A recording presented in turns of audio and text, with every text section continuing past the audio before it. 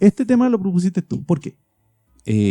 A ver, porque de partida, como ya dije en el especial de Año Nuevo, es mi personaje favorito de cómics, de superhéroes.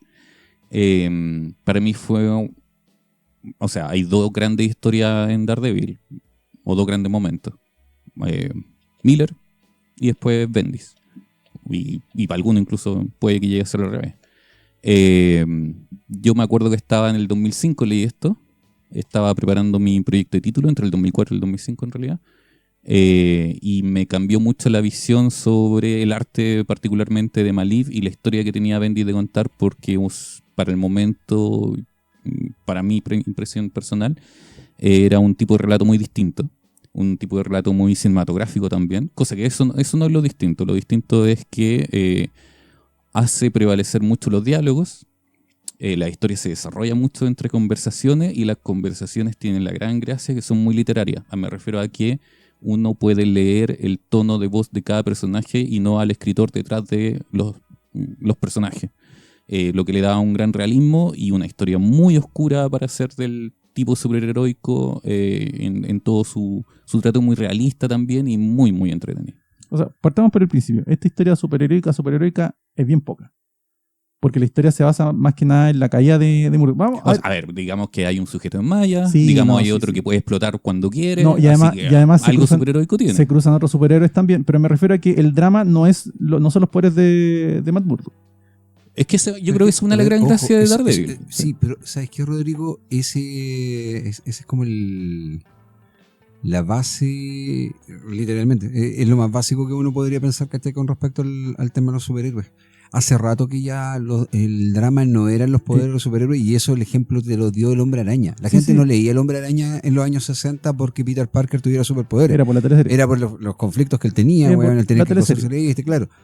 Partiendo de esa premisa. Segundo, Francisco en este momento menciona a Frank Miller y menciona, a Bendis, cosa de gusto, y yo he leído harto en Daredevil y te puedo decir un par de autores que son mejor que Bendis, aunque encuentro que es bueno su run. Finalmente yo me reconcilié con el trabajo de él, porque cuando salió el trabajo en un principio, no enganchaba. Y no enganchaba, ¿por qué? Porque Bendis tiene precisamente la mala costumbre de alargar demasiado, a través de muy buenos diálogos, la historia. Los diálogos son maravillosos. Pero se convierte. Pero ahí vamos a ir después a esto, porque finalmente se convierte en el Tarantino, de los cómics. Y que Tarantino, es un tipo que escribe muy buenos diálogos, pero que de repente te empieza a alargar tanto la idea o el desarrollo de algo que te deja, con la sensación de que ya te agotó antes de llegar al final, siendo de que puede ser una muy buena resolución. A mí me pasa con Bastardo sin Gloria, por darte un ejemplo. El punto es que acá se toma a Daredevil, se le depura de nuevo y se vuelve la esencia de lo que había hecho Miller, de lo que hizo Nocenti en su momento, porque indistintamente Nocenti se le lleva por todo Estados Unidos recorriendo el país, ¿cierto? Pero si te das cuenta, todas las historias son urbanas, todas las historias son de corte noir, porque Miller puso la pauta de que Daredevil era un personaje al filo del héroe, del antihéroe de las novelas noir. Si bien no tiene los defectos de ellos, cae en ese dramatismo porque es católico, porque el huevón vive con la culpa. Yo creo que justamente por eso a mí Inocente no me gusta tanto, por el sentido del drama. Pero es inserto dentro del ADN de Daredevil, si este huevón es católico. No, pero Bendis hace otro... tiene una clave más aventurera, es más de aventura. Yo creo que es más no sé si de acción exactamente. Sí, tiene en sus buenos momentos de acción. Sí, pero se maneja muy bien con eso. Es que eso lo hace más ligero. La gracia que tiene, para mi gusto, Bendis, es que la acción no siempre transcurre frente a la cámara. Sí, buen punto. Hay mucha buena parte de la acción que no transcurre por parte del dibujo, que después vamos a hablar de él, sino que un dibujo más basado o más enfocado, en las reacciones a lo que está sucediendo. Bueno, a ver, antes de seguir, quiero dos cosas. Uno, creo que tú querías decir algo, Fernando. Dale. Bueno. Ya, lo segundo, quería plantear el punto en donde comienza esta historia. Vamos a dar un poquito de spoiler, no es mucho spoiler, pero es más o menos para que ustedes sepan cómo parte la historia, en términos... Dime. Ustedes ya hablaron de Bendis, ¿no? En Sí, Alias. hemos hablado de Bendis. Tú, Sí, bueno, Alias. pero no, me refiero, ustedes han hablado de Bendis en esta época, cuando hablaron Sí. de Alias. Sí, cuando hablamos de Que Alias. no vi el capítulo. Bueno, Así sí, que no sé. de hecho, es que hablamos del primer arco argumental, casi siempre que tomamos estos arcos largos, hablamos del primer arco argumental, pero también proyectamos como más adelante sigue hablando el mismo tema o los temas varían, ese tipo de cosas.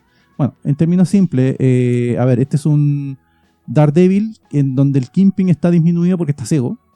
Es una historia anterior, parte ciego el Kingpin, así no estoy haciendo un spoiler. Estamos hablando de los primeros 5 páginas del cómic. Por lo tanto, como en cualquier mafia en donde el líder está disminuido físicamente por cualquier motivo, o se entiende que está disminuido El físicamente, macho alfa cuando Claro. está herido. pierde poder y empieza a ser cuestionado. Que aquí viene un planteamiento que es muy romano, esto es muy clásico, esto es Shakespeare. Curiosamente, mientras yo estaba leyendo esto, estaba escuchando un documental sobre Ricardo III de Shakespeare, que es una historia de conspiraciones en donde Ricardo III, el tercer hijo del rey que no tenía derecho al trono, mata a todos sus hermanos para quedarse con el trono. Y adivina que lo detiene, su madre.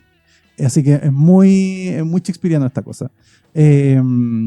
Básicamente hay un cuestionamiento de un nuevo integrante de la mafia del Kingpin, que es una mafia que funciona muy a la historia italiana, de la Cosa Nostra, que es un tema que ahí podríamos entrar a hablar de si siempre ha sido igual el Kingpin. Que yo sepa, el Kingpin siempre ha sido más corporativo que mafioso familiar. Sí, aparte porque el Kingpin no es un mafioso italiano, no hay un reflejo Exactamente. de mafioso italiano, sino que es un Irlandés. asunto del ex Luthor, Es un corporativo. donde él representa la mala No fue así. empresa. Wilson Fish, ¿no? Fisk. Fisk. Es irlandés. Y sí, es un multimillonario, weón, con manejo de esto. Originalmente el Kingpin era más físico. Cuando Sí. se creía para Spider-Man y salía en Spider-Man, tenía un bastón con rayos, golpeaba a la Bueno, gente. lo típico, era casi el científico loco sin ser científico Sí, loco. con el superpoder del dinero. Pero Esto lo conversamos en Born Again, cuando Sí. hablamos de la reedición del la Kingpin, donde lo reformulación cuando hablamos transforman de... Sí. en este Lex Luthor es finalmente, Miller, de finalmente. bajo mundo. Es que en realidad, weón, Lex Luthor fue el que se transformó en el Kingpin. Hay que ser honesto Por con fecha, esa wea. Por por fecha, Perfecto. fue Mark Wolfman el que dijo de que de verdad el personaje funcionaba de esa manera y teníamos que convertirlo mejor en un multimillonario. Que y que en sí, no realidad, era- weón, tenía todo sentido. No estaba al 100%, pero sí. Fue primero porque el Luthor multimillonario que deja de ser científico Del loco y pasa a ser un 86. maquinario es del 86. y el y esto- Kingpin es del 80. El Exacto. Kingpin, El el Kingpin- giro de Frank Miller es del 80. Que Sí, tiene razón. entre 80 y 83 más o menos donde el Kingpin se configura como una especie de empresario del crimen. Lo que pasa es que también, corporativo. mira, a nivel de nombre, weón. Y eso es una de las cosas que yo siempre le puedo agradecer a Stan Lee, weón, cuando entre todo su cuenteo y cantinfleo, el weón tenía una capacidad para inventarse nombres, weón, o terminología que sí, que funcionaban. Kingpin, que es el rey alfiletero, que se refiere al alfiler que te ponen acá en la corbata. El Y pin, de el lo que pin nosotros de decimos de las pins. corbatas. Los Que pines. viene más de jerga, todo más viene de jerga de calle, de Sí. llamarle al Se jefe refiere Kingpin, al sí, tipo que tiene mucho dinero, weón, que ocupa la esta. Es un término que se ocupaba en Estados Unidos desde los años 50 para referirse al supuesto gran líder de de todo el crimen. al capo. Pero que ni de siquiera hecho, era mafioso, podía ser un líder de... Ah, sí, Ojo, sí, ojo. también, en la claro, sombra pero de todo. siempre tenía esa cosa medio lunfardera. Por eso el presidente de la República tiene un pin con la bandera, que según lo que yo sé, también de un rastreador, pero no voy a entrar ahí porque no me consta. Ya, Pero por eso el presidente de la República tiene un pin de Estados Unidos. El presidente de la República de Estados Unidos tiene un pin tiene con la bandera de pinta Estados Unidos bandera. Sí. porque él es el jefe. Ese es un El símbolo. jefe de todos los jefes. Es un jefe de todos los ¿Me jefes. caché? Ya, no es Sí, broma. es- Entonces, una costumbre. se da por ahí.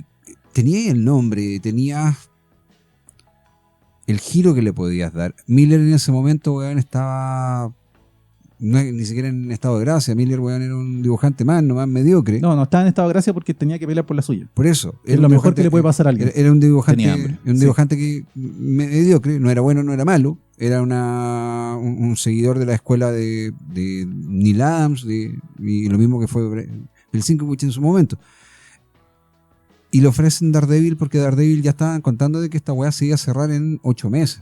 La bendición de la serie que se ha cancelado. Sí. Que se Haga va a lo que cancelar, quiera. que fue lo mismo que pasó, ojo, con Thor, que pasó en su momento con Capitán América cuando lo toma Mike Zeck con, ¿cómo se llama el guionista? Mucho antes de... Sí. ¿Cachai?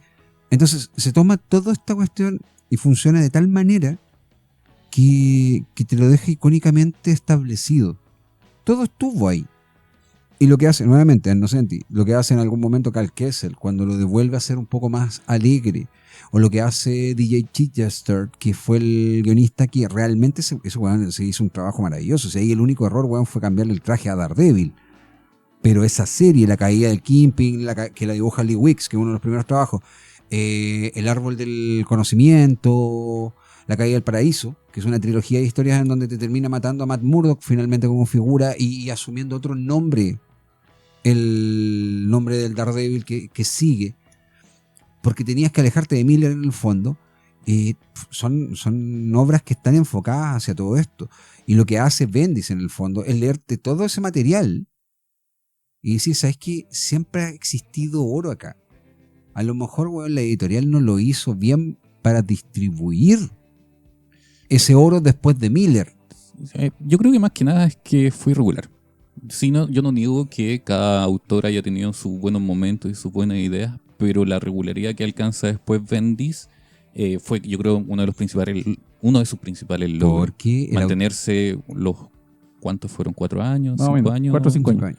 En la serie de una forma bien concisa, bien sólida, Y con fue historia... algo que no había logrado Daredevil. Sí, desde la mucho época de tiempo, y eso es porque también además había una máquina, y eso es porque bien hay un importante. editor detrás. Había un editor Joe que Quesada. era Joe Quesada, después fue Axel Alonso, porque Quesada pasa a ser el editor en jefe, Ajá. y Quesada siempre exigió, cuando ellos firman el contrato, mucha gente no sabe que es gracias a Joe Quesada que existe la Marvel actual. Bueno, Porque Joe es que- Quesada llega a trabajar con su equipo, con Jimmy Balmiotti, con su gente, y les dice, ok, así como lo hicieron con Jim Lee, wey, me están ofreciendo el mismo trato, pero yo quiero otra cosa, quiero trabajar con personajes que podamos jugar con ellos. Y lo segundo, somos nosotros los que determinamos la edición de esta web, ustedes publican. Y cuando empieza a ver Marvel que esto está funcionando, Marvel les dice, oye, pero nosotros queremos intervenir. Ok, lo que vamos a hacer es lo siguiente. Consíganos entrevistas en televisión. Comiencen a llevarnos a programas de nuevo porque yo quiero hablar. Fue gracias a esa maquinaria de que Joe Quesada todos los meses aparecía en algún programa, aparecía en algún lado y hablaba sobre el tema o publicaba sus notas como las de Cup de Joe, que además por redes sociales también se convirtió en una maquinaria casi por 15 años, que Marvel Knights despegó. Por redes sociales. Fracaso.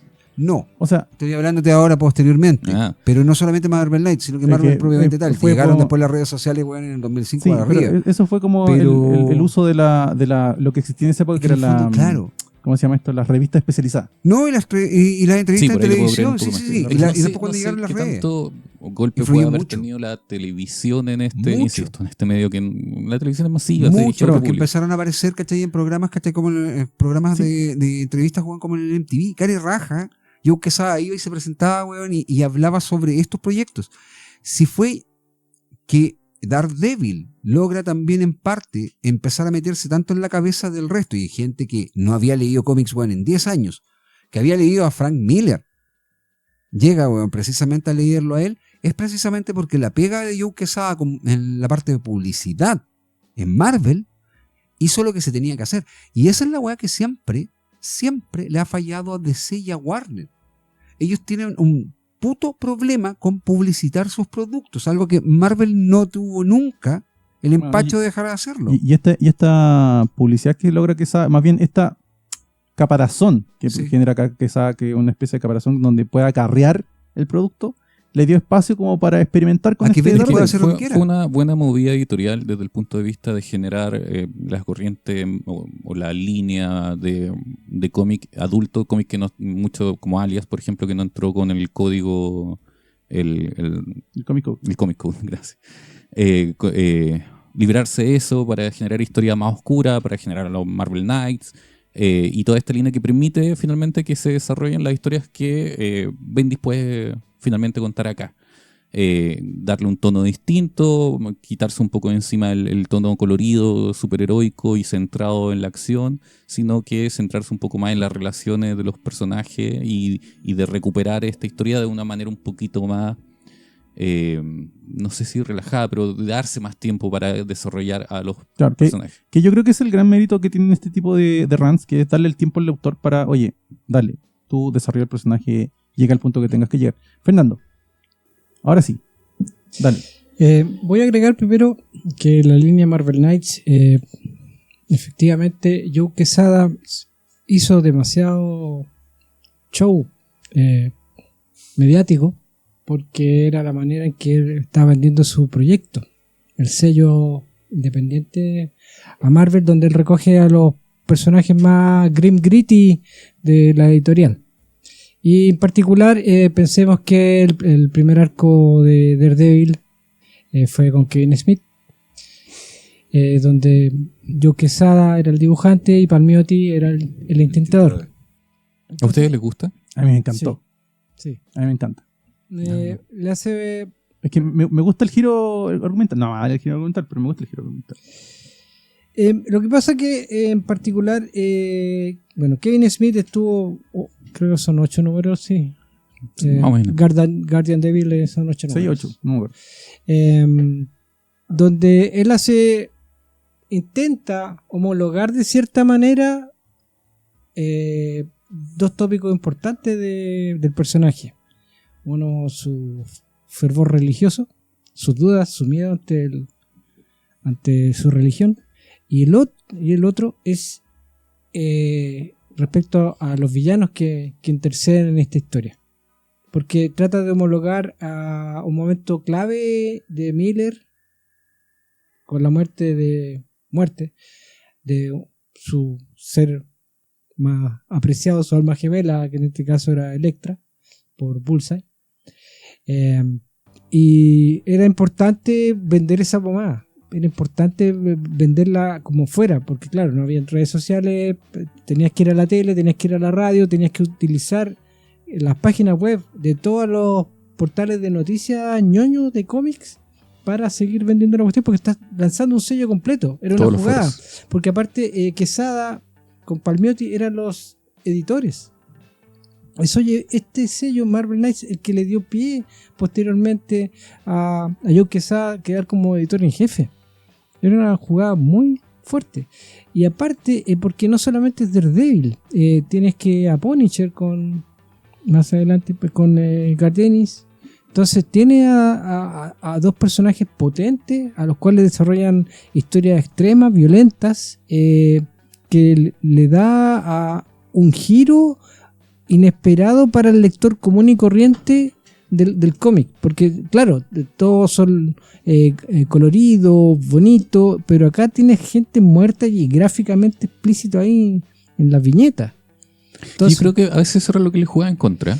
Era muy evidente que esto es lo que estamos vendiendo. Vamos a matar personajes y vamos a generar crisis y conflictos mayores. Pero si está bien fundamentado, como sucedió en estas historias, es válido. Pero es triste que tengas que retomar o devolver a la vida forzosamente a ciertos personajes por diferentes cosas, como sucedió con Elektra, que fue una cosa de la cual el Miller no estaba de acuerdo, ¿cachai? Él mataba a Elektra porque esa era la tragedia de Daredevil. Inocente Miller. Como tu autor. Como todo autor. ¿Cachai? Es lo que comentábamos la vez pasada, o sea, en el universo de Tom King, haber matado a Alfred, o sea, que para mucha gente no es válido, pero que sirve como punto de inflexión para poder desarrollar a otros personajes, ¿cachai? Como lo comentado de Nightwing. Acá lo mismo, acá el Marvel Knights como sello lanza también, acuérdate, lanza la Viuda Negra. ¿Cachai? Personajes que son todos del mismo vínculo, o sea, Viuda Negra, pareja de Daredevil, y siempre fue partner en los cómics. Sí. Entonces no era novedoso que volviera a aparecer, volviera a tener más o menos el mismo tenor en la historia. ¿Cachai? Entonces era jugado que quizá tirara todas las fichas posibles para que la gente, atraer público.